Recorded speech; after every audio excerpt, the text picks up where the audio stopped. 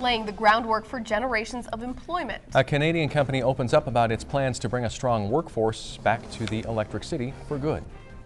Thanks for watching KRTV. We'll have more on ADF's employment plans in a moment. First, a 21-year-old Great Falls woman who allegedly killed her baby this fall was denied bail reduction in district court. Jasmine Eskew is charged with deliberate homicide in the death of her 6-month-old daughter back in September. Originally, the court set bail at $100,000, but the defense asked that bail be dropped to $10,000. They say Eskew is not a flight risk, she lacks a criminal record, and they cite the fact that another possible suspect was present at the time of the incident. The defense also says Eskew's recently been put on antidepressants since being put in jail. Judge Sandiford denied the request due to the severity of her crime. Eskew reportedly admitted to police that she shook her baby, but the state says there was also evidence of blunt force trauma. The original trial date was set for February 4th. That has now been postponed indefinitely. The Commissioner of Political Practices will not pursue Republican Representative Cleve Loney's assertions that Democrats Tom Jacobson and Anders Blewett were involved in electioneering near the polls on election night. Commissioner Jim Murray sent a letter stating Loney did not present any evidence that Blewett or Jacobson were campaigning as they handed out chips, water, and candy to individuals who waited in line to vote. Loney also accused Cascade County Clerk and Recorder Arena Moore of electioneering by allowing Democratic Representative Carly Boland to accept provisional ballots, but Murray stated the complaint was indefinite and did not contain sufficient allegations. Jacobson defeated Loney in the House District 25 race by 74 votes. An exhaustive search has yet to turn up any clues in the whereabouts of a young Helena mother. 22-year-old Angelica Gray was last seen on Tuesday evening by staff at the Helena YWCA, where she has been staying with her children since May. Authorities combed the area in a grid pattern last night, going door to door. They had no luck. Gray was reported missing yesterday morning after her children were left alone in her YWCA room.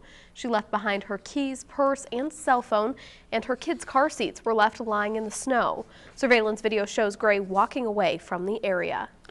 The Treasure State saw a lot of sunshine this Thursday. Mike joins us now. Any chance we can get another day of those sunny skies, Mike? Actually will. We'll see a lot of sunshine as we head into the day tomorrow. Right now, we still have clear skies across the state, at least in central Montana. Some clouds in the eastern corner of the state and also out toward Kalispell. Overnight, these clear skies will allow for some pretty chilly temperatures. We'll look at the lows you can expect coming up. All right, thanks, Mike. ADF Group out of Canada is laying the groundwork for its steel fabrication complex, which is expected to be up and running in Great Falls by next October. KRTV's Beth Beachy takes us to a morning meeting where ADF revealed more detailed plans and talked specifics about the jobs they'll create. News of the ADF Group setting up a fabrication complex on the outskirts of Great Falls surfaced a little more than a month ago.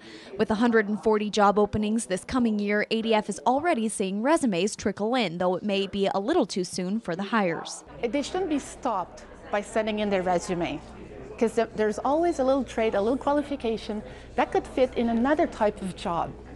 ADF says they plan to begin with the interviewing processes in the spring of 2013. Their operation will contain 2 parts, an assembly yard which will employ unionized workers and a fabrication plant that won't be unionized. And the ADF says they don't see hiring union or non-union workers ruffling any feathers. We've been working with, like that for the past 50 years. We have people in our facility in Montreal that the father was working for us and now it's the children. It's that tradition and longevity that ADF hopes to see carry over to their Great Falls expansion. Rye Frank's managing the employment process for the Great Falls plant and says she's already seen applicants who hope to move back to north central Montana. It's really encouraging to hear that people want to come back and they want to be part. That just gives us the message that they want to be part, that they're going to stay for the long term. ADF will set up shop just 4 miles north of Great Falls on Highway 87 and says they'll bring 3 employees from Quebec. In about 3 years' time, ADF anticipates hiring approximately 350 Montanans to be a part of their module assembly, which they expect to play a key role in the oil and gas business and its expansion. In Great Falls, Beth Beachy, MTN News.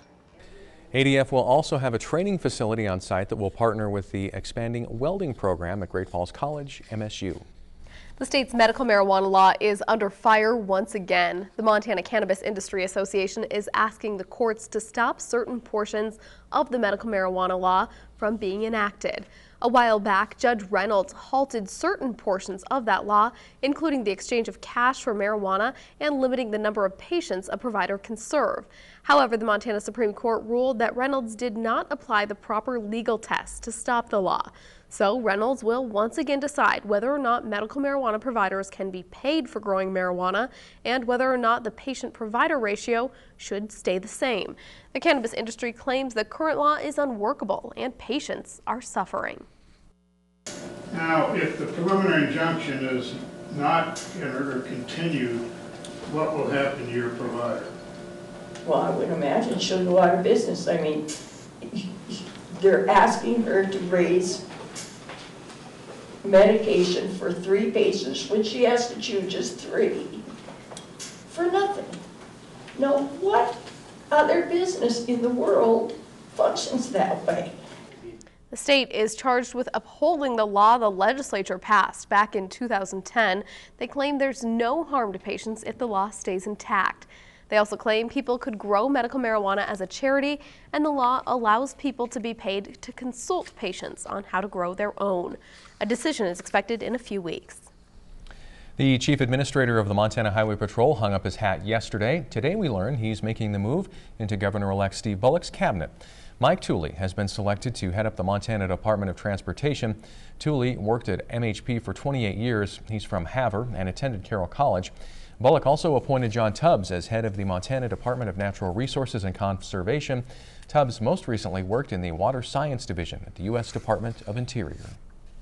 After living with half a heart for her whole life, a 5-year-old Great Falls girl has received a transplant. Carla Wright is now recovering, and her family hopes her situation will raise awareness for organ donation and congenital heart defects. KRTV's Erin Shermley shares their story.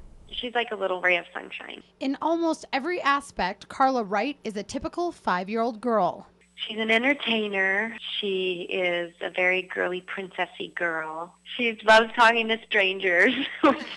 But unlike a typical child, Carla was born with half a heart. Her left ventricle, while she was being formed in the womb, did not develop properly. So they had to reconstruct to reconfigure the way that her heart could pump oxygenated blood throughout her body. Last month, after a year of waiting on the transplant list, the Wright family got a call that changed Carla's life.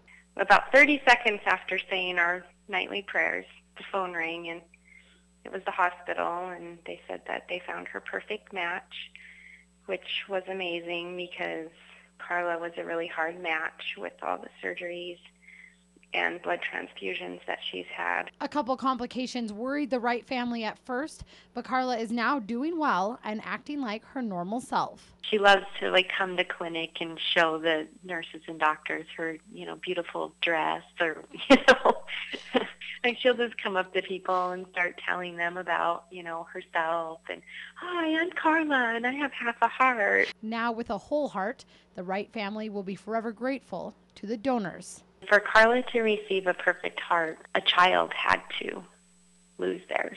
And that means that, somebody else was losing their biggest asset, their love and their child. They were thoughtful enough to let our child live.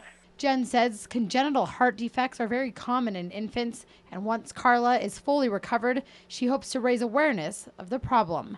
In Great Falls, Erin Shermley, MTN News. The Wright family has spent the last year in Seattle. They hope to be back in Montana by this summer.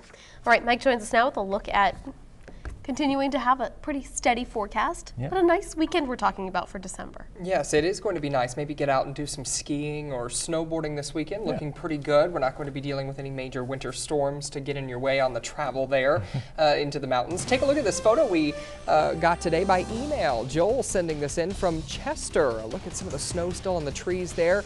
And still some slick spots on those roads as well. So you got to take it easy if you're traveling. You can always send us your photos and let us know what's happening where you live, weather at KRTV.com, our Facebook page. We're also on Twitter. We're always tweeting out the latest weather.